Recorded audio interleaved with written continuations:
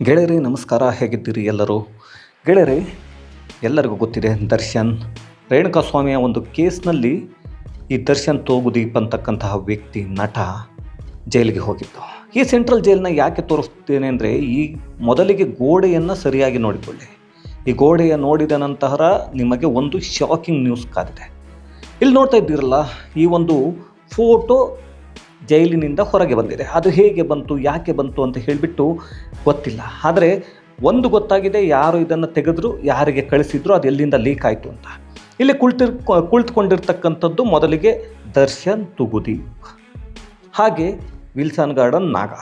ಅದಾದ ನಂತರ ಆತನ ಪಕ್ಕದಲ್ಲಿರ್ತಕ್ಕಂತಹವನು ಕುಳ್ಳಾಸೀನ, ಅವನ ಪಕ್ಕದಲ್ಲಿರ್ತಕ್ಕಂತಹವನು ದರ್ಶನ್ ಮ್ಯಾನೇಜರ್ ನಾಗರಾಜ್. ಯಾಕೆ ಈ ವಿಷಯವನ್ನು ನಿಮಗೆ ತಿಳಿಸ್ತಾ ಇದ್ದೇನೆ ಅಂದರೆ, ದರ್ಶನ್ ತೂಗುದೀಪ್ ಏನಿದ್ದಾನೆ, ಈತನ ಬಗ್ಗೆ ಎಲ್ಲರೂ ಅಂದುಕೊಂಡಿದ್ದರು, ಏನೋ ಮನಸ್ಸು ಈತನದ್ದು ಪರಿವರ್ತನೆ ಆಗಿಬಿಟ್ಟಿದೆ, ತುಂಬ ಚೇಂಜ್ ಆಗಿಬಿಟ್ಟಿದ್ದಾನೆ, ಇನ್ನೇನೋ ಇದೆ ಅಂತ. ಯಾಕೆಂದರೆ ನಾನು ಮೊದಲು ವಿಡಿಯೋ ಮಾಡಿದಾಗ ಅವನು ಇವನು ಅಂತ ಹೇಳಿದ್ದು ಬಹಳಷ್ಟು ಕಡಿಮೆ. ಆದರೆ ಈಗ ಹೇಳ್ತಿದ್ದೇನೆ, ಈತನಿಗೆ ಪಶ್ಚಾತ್ತಾಪ ಆಗಿಬಿಟ್ಟಿದೆ, ಇವನೇನೋ ಬದಲಾವಣೆ ಆಗಿ ಹೋಗ್ತಾ ಇದ್ದಾನೆ, ಬಂದ ಮೇಲೆ ಸರಿ ಹೋಗ್ತಾನೆ ಅಂತ ಎಲ್ಲರೂ ಅಂದುಕೊಂಡಿದ್ದರು. ಕೆಲವರು ಹುಚ್ಚು ಅಭಿಮಾನಿಗಳಿದ್ದಾರಲ್ಲ, ಇವರು ಕೂಡ ಕೇಳಿಸಿಕೊಳ್ಳಿ, ಈತನ ಮನ ಪರಿವರ್ತನೆ ಆಗಿಲ್ಲ, ಆಗುವುದೂ ಇಲ್ಲ. ಈತ ಜೈಲಿನಿಂದ ಬಂದ ನಂತರವೂ ಕೂಡ ಹೀಗೆ ಇರ್ತಾನೆ. ಏಕೆಂದರೆ ಈತ ಒಳಗೆ ಹೋಗಿರುವುದು, ಜೈಲಿನ ಒಳಗೆ ಒಂದು ಕೊಲೆಯ ಪ್ರಕರಣದಲ್ಲಿ ಆರೋಪಿಯಾಗಿ ನ್ಯಾಯಾಂಗ ಬಂಧನದಲ್ಲಿ ಇರ್ತಕ್ಕಂತಹ ವ್ಯಕ್ತಿ. ಹಾಗಾದರೆ ಈತನಿಗೆ ಮೀಟ್ ಮಾಡೋದಕ್ಕೆ ಯಾರನ್ನೂ ಅಲ್ಲಿ ಪರ್ಮಿಷನ್ ಇಲ್ವಾ ಅಂದರೆ ಇದೆ. ಅದಕ್ಕೆ ಕೆಲವೊಂದು ಪ್ರೊಸೀಜರ್ ಇದೆ, ಅದಕ್ಕೆ ಪರ್ಮಿಷನ್ಸ್ ಇದೆ. ಆದರೆ ಯಾವ ವ್ಯಕ್ತಿಯನ್ನು ಈತ ಹೋಗಿ ಮೀಟ್ ಮಾಡಿದ್ದಾನೆ, ಹಾಗೆ ಅಲ್ಲಿ ಯಾವ ರೀತಿಯಾಗಿ ಕುಳಿತುಕೊಂಡಿದ್ದಾರೆ, 4 ಚೇರ್ ಇದೆ, ಮಧ್ಯದಲ್ಲೊಂದು ಟೀಪಾಯಿ ಇದೆ, ಹಾಗೆಯೇ ಅವರ ಕೈನಲ್ಲಿ ಮಗ್ಗುಗಳಿದೆ, ಟೀ ಕುಡಿತಕ್ಕಂಥ ಕಪ್ಗಳು ನೋಡಿ ಕೈನಲ್ಲಿದೆ. ಹಾಗೆಯೇ ದರ್ಶನ್ ಕೈನಲ್ಲಿ ಎಡಗೈನಲ್ಲಿ ನೋಡಿದರೆ ನಿಮಗೆ ಸಿಗರೇಟ್ ಕೂಡ ಇದೆ. ಸಿಗರೇಟ್ ದರ್ಶನ್ಗೆ ಕೊಟ್ಟವರು ಯಾರು? ಹಾಗಾದರೆ ಓಕೆ, ದರ್ಶನ್ ಹಾಗಾದರೆ ಸಿಗರೇಟ್ ತೊಗೋಬಾರ್ದ ಅಲ್ಲಿ? ಅಂದರೆ ಸಿಗರೇಟ್ ತೆಗೆದುಕೊಳ್ಳಲಿಕ್ಕೆ ಅಂತ ಕೂಡ ಪರ್ಮಿಷನ್ ಇದೆ. ಅಲ್ಲಿ ಒಳಗೆ ಅಂಗಡಿಯೂ ಇದೆ, ಸಿಗರೇಟು ಸಿಗುತ್ತೆ, ಬೀಡಿಯೂ ಸಿಗುತ್ತೆ, ಎಲ್ಲವೂ ಸಿಗುತ್ತೆ. ಆದರೆ ಅದನ್ನು ಸೇದಲಿಕ್ಕೆ ಅಂತಲೇ ಒಂದು ಜಾಗ ಇದೆ, ಅಲ್ಲಿ ಮಾತ್ರ ಸಿಗರೇಟನ್ನು ಸೇದಬಹುದು. ಆದರೆ ಇಲ್ಲಿ ನಟೋರಿಯಸ್ ರೌಡಿಯಾಗಿರ್ತಕ್ಕಂಥ ವಿಲ್ಸನ್ ಗಾರ್ಡನ್ ನಾಗ, ಆತನ ಜೊತೆ ಕುಳಿತುಕೊಂಡು ದರ್ಶನ್ ಮಾತಾಡ್ತಾ ಇದ್ದಾನೆ. ಇನ್ನು ಈ ಒಂದು ಕೆಲವೊಂದು ವಿಷಯಕ್ಕೆ ಬರಬೇಕು. ದರ್ಶನ್ ಮೊದಲಿಗೆ ಜೈಲಿಗೆ ಹೋದ ತಕ್ಷಣ ಜೈಲಾಧಿಕಾರಿಯ ಮುಂದೆ ಬೇಡಿಕೆಯನ್ನು ಇಟ್ಟಿದ್ದು ಈ ವಿಲ್ಸನ್ ಗಾರ್ಡನ್ ನಾಗನನ್ನು ನೋಡಬೇಕು ಅಂತ. ಯಾಕಂದರೆ ಬಹಳಷ್ಟು ಅಂದರೆ ಆ ಜೈಲನ್ನು ಪೂರ್ತಿಯಾಗಿ ಬಹಳಷ್ಟು ಕಂಟ್ರೋಲ್ ಮಾಡ್ತಿರ್ತಕ್ಕಂಥದ್ದು ಈ ವಿಲ್ಸನ್ ಗಾರ್ಡನ್ ನಾಗ. ಈತನನ್ನು ಇವತ್ತು ನಾವು ವಿಲ್ಸನ್ ಗಾರ್ಡನ್ ನಾಗ ಅಂತ ಅಂದರೆ ಒಂದು ಚಿಕ್ಕ ಮಗುವನ್ನು ಕೂಡ ಕೇಳಿದರೂ ಕೂಡ ಹೇಳುತ್ತೆ, ಆತ ಯಾವ ಕೃತ್ಯಗಳಿಗೆ ಫೇಮಸ್, ಅವನು ಏನೆಲ್ಲ ಮಾಡಿದ್ದಾನೆ ಅಂತ. ಇಂತಹವನ ಜೊತೆ ದರ್ಶನ್ಗೆ ಏನೂ ಕೆಲಸ ಗೊತ್ತಿಲ್ಲ. ಇನ್ನೊಂದು ಕಡೆ A11 ಆಗಿರ್ತಕ್ಕಂತಹ ಈ ಒಂದು ರೇಣುಕಾಸ್ವಾಮಿ ಕೊಲೆ ಕೇಸಿನಲ್ಲಿ ನಾಗರಾಜ್, ದರ್ಶನ್ ಮ್ಯಾನೇಜರ್ ಇಬ್ಬರನ್ನು ಒಟ್ಟಿಗೆ ಬಿಡುವಂತಿಲ್ಲ ಕಾನೂನಿನ ಪ್ರಕಾರ.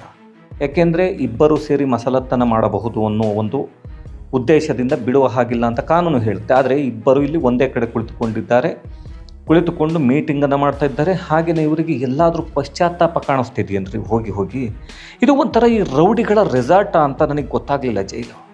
ಯಾಕೆಂದರೆ ಕೆಲವರು ಅಂದ್ಕೊಳ್ಬೋದು ಇದು ರೌಡಿ ಅಂದರೆ ಇದು ಜೈಲಿನಲ್ಲಿ ತೆಗೆದಿರ್ತಕ್ಕಂಥ ಫೋಟೋನ ನಿಜವಾಗ್ಲೂ ಅಂತ. ಅದಕ್ಕಾಗಿಯೇ ಮೊದಲು ನಿಮಗೆ ಜೈಲನ್ನು ಬೇರೆ ಗೋಡೆಗಳನ್ನು ತೋರಿಸ್ತಿದ್ದೀನಿ ನೋಡಿ. ಒಂದು ಕೈನಲ್ಲಿ ಸಿಗರೇಟು, ಹಾಗೆ ಮಗ್ಗು, ನಾಗನ ಕೈಯಲ್ಲಿ ಕೂಡ ಈ ಒಂದು ಕಾಫಿ ಅಥವಾ ಟೀ ಇರ್ತಕ್ಕಂಥ ಕಪ್ಪಿದೆ, ಹಾಗೆ ಟೇಬಲ್ ಮೇಲೆ ಇನ್ನೊಂದು ನಾಗನಿಗೆ ಒಂದು ಕಪ್ಪಿದೆ.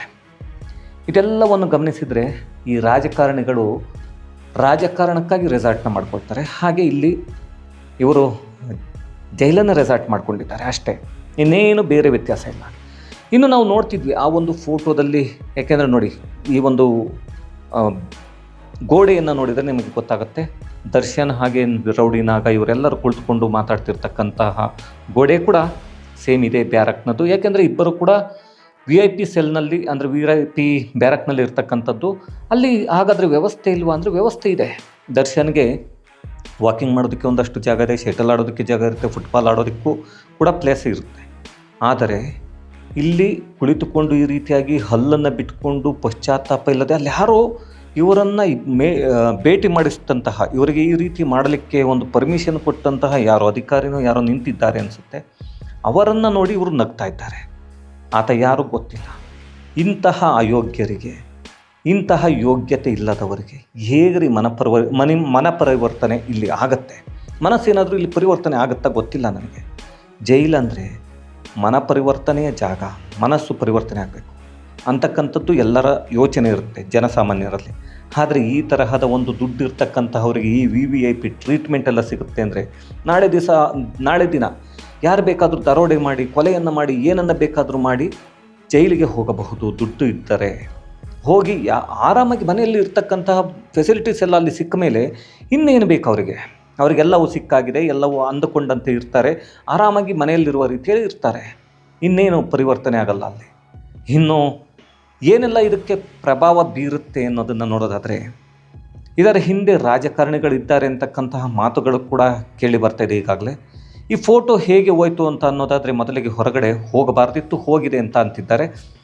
ವೇಲು ಅಂತಕ್ಕಂತಹ ಒಬ್ಬ ಕೈದಿ ನಾನು ದರ್ಶನ್ ಪಕ್ಕದ ಬ್ಯಾರಕ್ನಲ್ಲೇ ಇರುವುದು ಅಂತ ಹೇಳಿಬಿಟ್ಟು ಫೋಟೋವನ್ನು ತೆಗೆದು ಆತನ ಹೆಂಡತಿಗೆ ಕಳಿಸಿದ್ದನಂತೆ. ಆತನ ಹೆಂಡತಿ ತನ್ನ ಸಂಬಂಧಿಕರಿಗೆಲ್ಲ ಕಳಿಸಿದ್ದಾಳೆ. ಅದು ಹೇಗೋ ವೈರಲ್ ಆಗಿ ಹೊರಗಡೆ ಬಂದಿದೆ. ಇನ್ನು ಇಲ್ಲಿ ನಾವು ಜೈಲಿನ ವ್ಯವಸ್ಥೆಗಳ ಬಗ್ಗೆ ಮಾತನಾಡಲಿಕ್ಕಾಗಲ್ಲ. ಯಾಕೆಂದರೆ ಮೇಲೆ ರಾಜಕಾರಣಿಗಳಿದ್ದಾಗ ರಾಜಕಾರಣಿಗಳ ಕೆಳಗೆ ಇರ್ತಕ್ಕಂತಹ ಅಧಿಕಾರಿಗಳು ಕೆಲಸವನ್ನು ಮಾಡಲಿಕ್ಕಾಗತ್ತಾ ನನಗೆ ಗೊತ್ತಿಲ್ಲ, ಯಾವ ರೀತಿ ಕೆಲಸವನ್ನು ಮಾಡ್ತಾರೆ ಅಂತ. ಈ ಕೆಲಸ ನಿರ್ವಹಣೆಯ ಬಗ್ಗೆ ಇದಕ್ಕೂ ಮೊದಲು ಇದ್ದಂತಹ ಜೈಲಿನ DG ಆಗಿದ್ದಂತಹ ಡಿ ರೂಪಾ ಅವರು ಒಂದು ವಿವರಣೆಯನ್ನು ಕೊಟ್ಟಿದ್ದರು. ಅವರನ್ನು ಸಸ್ಪೆಂಡ್ ಕೂಡ ಮಾಡಿದರು. ಆಗ ಶಶಿಕಲಾ ಅವರ ಹೊರಗೆ ಹೋಗಿ ಬರ್ತಿದ್ದಂತಹ ವಿಡಿಯೋ ಎಲ್ಲ ವೈರಲ್ ಆದಂಥ ಸಂದರ್ಭದಲ್ಲಿ ಇಂತಹ ಅಧಿಕಾರಿಗಳನ್ನ ಇರೋದಕ್ಕೆ ಬಿಡಲ್ಲ ಅನ್ನೋದನ್ನು ಕೂಡ SK ಉಮೇಶ್ ಅವರು ಕೂಡ ಹೇಳ್ತಾ ಇದ್ರು. ಈ ಜೈಲಿನ ವ್ಯವಸ್ಥೆಗಳನ್ನ ನೋಡ್ತಾ ಇದ್ದರೆ ನಗಬೇಕು ಅಂತ ಅನಿಸುತ್ತೆ ರೀ. ಜನಸಾಮಾನ್ಯರಿಗೆ ಮಾತ್ರ ಬೇರೆಯ ಟ್ರೀಟ್ಮೆಂಟ್. ಒಂದೊಂದು ಕಡೆ ಒಂದೊಂದು ಬ್ಯಾರಕ್ನಲ್ಲಿ 50 ಜನ, 60 ಜನ, 100 ಜನರನ್ನು ತಳ್ಳಿ ಅವರ ವ್ಯವಸ್ಥೆ ಬೇರೆ, ಈ ರೀತಿ ದುಡ್ಡಿರುವವರ ವ್ಯವಸ್ಥೆ ಬೇರೆ.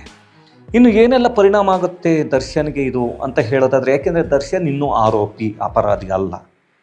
ಯಾಕೆಂದರೆ ಈಗ ಸದ್ಯದ ಮಟ್ಟಿಗೆ ನ್ಯಾಯಾಂಗ ಬಂಧನದಲ್ಲಿ ಇರೋದ್ರಿಂದ ಈ ನಟೋರಿಯಸ್ ರೌಡಿಯಾಗಿರ್ತಕ್ಕಂಥ ವಿಲ್ಸನ್ ಗಾರ್ಡ್ ನಾಗನದ್ದು ಬಹಳಷ್ಟು ದೊಡ್ಡ ಕೇಸ್ಗಳಿರುವಂಥದ್ದು.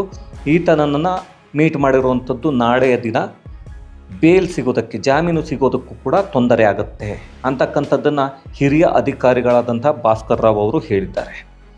ಏಕೆಂದರೆ ಇಲ್ಲಿ ಯಾರನ್ನು ಮೀಟ್ ಮಾಡ್ತೀವಿ ಅಂತಕ್ಕಂಥದ್ದು ಬಹಳಷ್ಟು ಇಂಪಾರ್ಟೆಂಟ್ ಆಗಿರುತ್ತೆ. ಆತನ ಮೇಲೆ ಹಳೆಯ ಕೇಸ್ಗಳು ಎಷ್ಟಿದೆ, ಯಾವ ರೀತಿಯಾದಂತಹ ಕೇಸ್ಗಳಿದೆ, ಮುಂದೆ ಬಂದು ಈತನನ್ನು ಮೀಟ್ ಮಾಡಿ ಬಂದರೆ ಇಲ್ಲಿ ಹೊರಗಡೆ ಬೇರೆ ವ್ಯವಸ್ಥೆಯನ್ನು ತೆಗೆದುಕೊಂಡು ಸಾಕ್ಷಿಗಳನ್ನು ನಾಶ ಮಾಡಬಹುದು.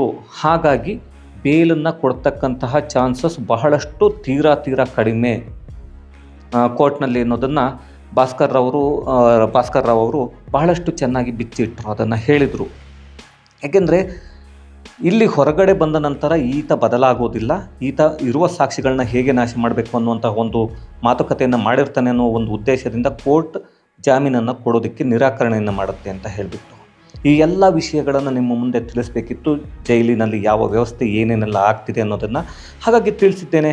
ಮತ್ತೆ ಮುಂದಿನ ವಿಡಿಯೋದಲ್ಲಿ ನಿಮ್ಮ ಮುಂದೆ ಸಿಗ್ತೇನೆ ಅಂತ ಹೇಳ್ತಾ ಈ ಒಂದು ವಿಡಿಯೋ ಮುಗಿಸ್ತೇನೆ. Thank you.